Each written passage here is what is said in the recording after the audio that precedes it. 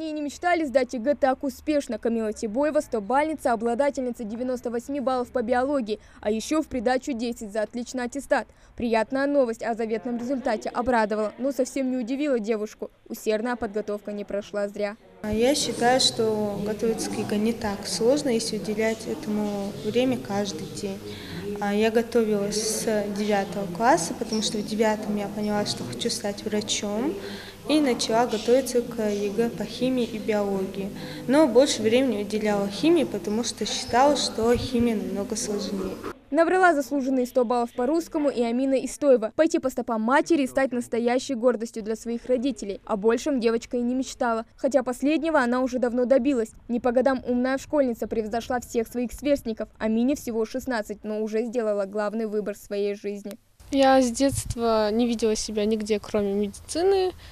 И даже если у меня были какие-то другие задумки, точнее, ну да, будет так правильно, насчет других вузов, факультетов, но я понимала, что кроме медицины я никуда не хочу.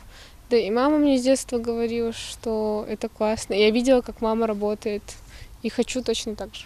Различные конкурсы, олимпиады. Им пришлось сократить время на хобби, развлечения и лучших друзей. Но Амина признается, результат того стоил. Отличная оценка, не просто счастливая случайность. Это плоды упорного труда. Застенчиво отмечает стобальница. Тяжело бывает тем, кто не очень хорошо готовится к ЕГЭ.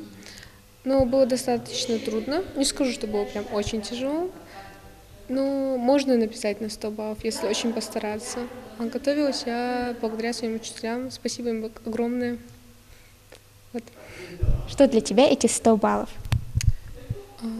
Успех. Это раньше отличник, теперь стобальник. По всей стране таких одаренных детей порядка 10 тысяч. Пополнили золотой фонд и наши выпускники. Помимо этого есть и высокобальники, то есть те, кто набрал выше 80 баллов. Их 436. По сравнению с прошлым годом это число выросло в разы. В нашей республике в этом году 9 учащихся стали стобальниками. 4 из них выпускника получили 100 баллов по русскому языку, 2 по биологии, 1 по химии, по литературе и по истории. В прошлом году стобальников у нас было 26. К сожалению, в этом году чуть меньше, но мы надеемся, что в следующем году мы покажем еще лучшие результаты. Им открыта дорога почти в любой вуз страны. Камила, кстати, подала документы в 5 московских университетов. Предпочтение отдает первому медицинскому, Сеченовскому. Шансы равны практически 100. Амина же окончательно не определилась. Но девочки желают удачи тем, кому уже в следующем году предстоит сдача экзаменов. Я пожелаю, во-первых, не бояться ЕГЭ, потому что это всего лишь один из важных этапов нашей жизни.